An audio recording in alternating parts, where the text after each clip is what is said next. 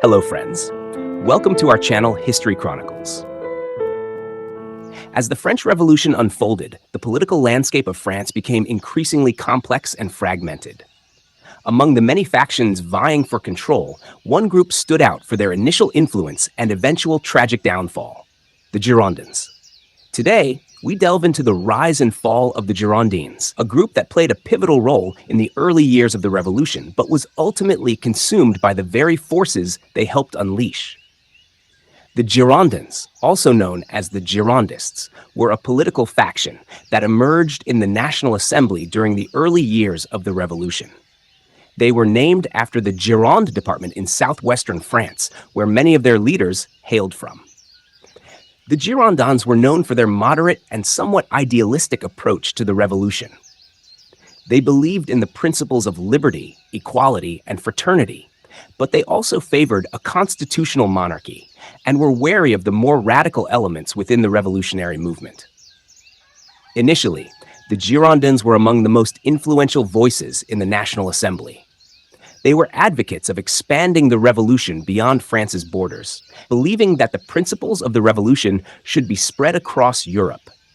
This belief led them to push for war with Austria and Prussia, a conflict that would ultimately have far-reaching consequences for the revolution and for France itself. In April 1792, the Girondins succeeded in convincing the National Assembly to declare war on Austria. This decision was driven by a combination of ideological fervor and political calculation. The Girondins hoped that a successful war would not only spread revolutionary ideals, but also strengthen their position within the assembly. They believed that the war would unite the French people behind the revolution and weaken the influence of the monarchy and the counter-revolutionary forces. However, the war did not go as the Girondins had planned. The French army, poorly trained and equipped, suffered a series of humiliating defeats in the early stages of the conflict. These setbacks fueled fears of an imminent invasion by foreign powers and heightened the sense of crisis within France. The Girondins, who had been the leading advocates of the war, found themselves increasingly under attack from their political rivals, particularly the more radical Jacobins. As the war dragged on, the Girondins' position within the National Assembly began to weaken. They were accused of being too moderate, of compromising with the monarchy, and of failing to address the pressing needs of the French people.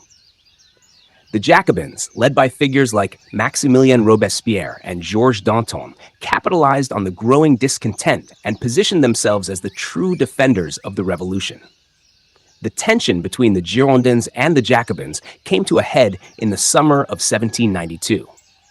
The radicalization of the revolution was accelerating, driven by economic hardship, fear of foreign invasion, and the increasing influence of the Parisian sans-culottes, working-class revolutionaries who demanded more radical measures.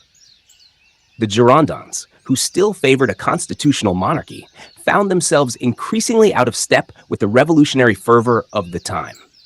The turning point came on August 10, 1792, when a mob of sans-culottes stormed the Tuileries Palace, where King Louis XVI and his family were residing. The king was arrested, and the monarchy was effectively overthrown.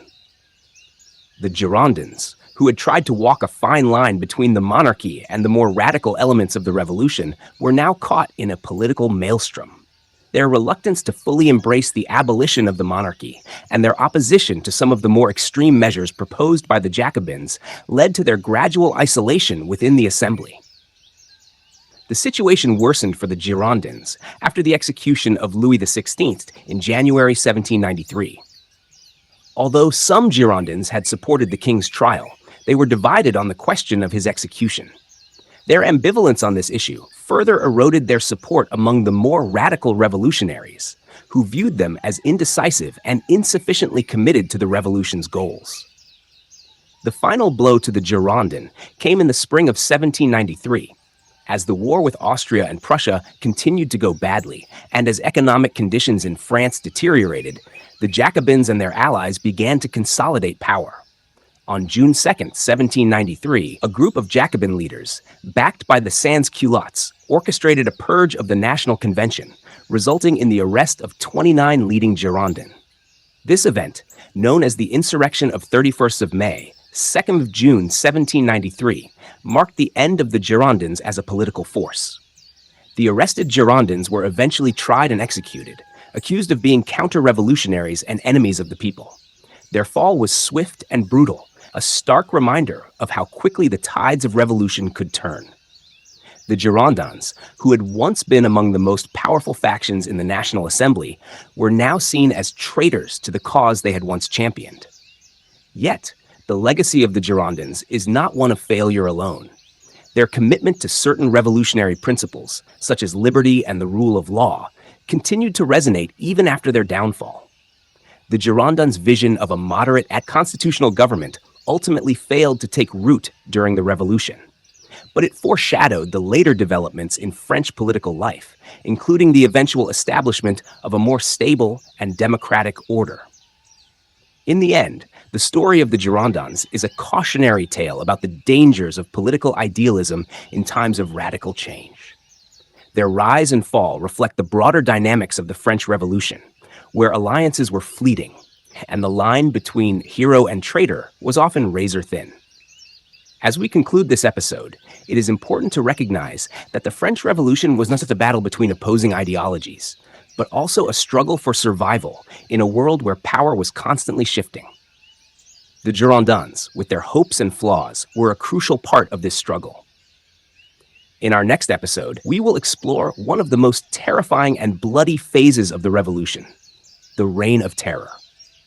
Join us as we delve into the events that led to this period of extreme violence and political purges. The story of the French Revolution is far from over, and there are still many dramatic moments to come.